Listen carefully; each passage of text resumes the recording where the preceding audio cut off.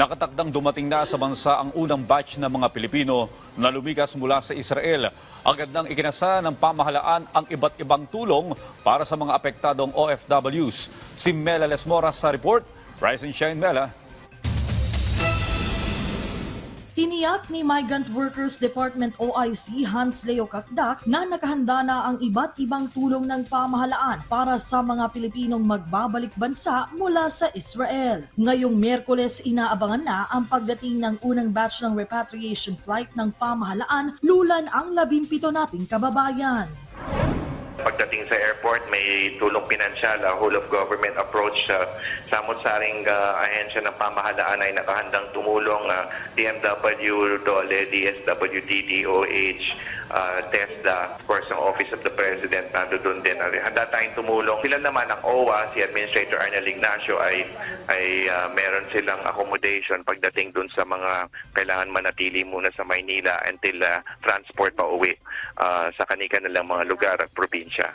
Patuloy rin ang iba yung pagtutok ng ating mga otoridad sa sitwasyon sa Israel at Gaza.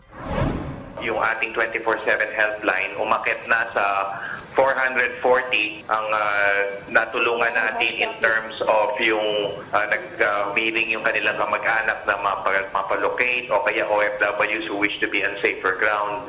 Of the 440, 437 ay accounted for at meron pa rin 3 tayong hinahanap at sa tulong din of course ng Israeli Defense Forces on the ground kasi sila nagko-conduct ng ground operation sa Israel ay tinutulungan din tayong mahanap yung ating 3 kababayan.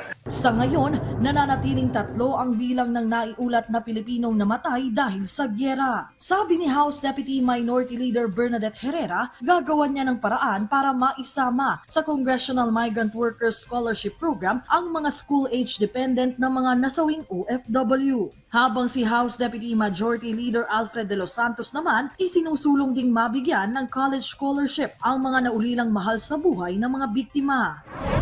Para naman sa iba pang mambabatas, kailangan ding paghandaan ng pamahalaan ang epekto sa ekonomiya ng kasalukuyang gulo sa Israel. Sabi ni House Assistant Minority Leader Johnny Pimentel, tinatayang nasa higit 7 bilyong pisong cash remittances ang maapektuhan dahil sa gyera.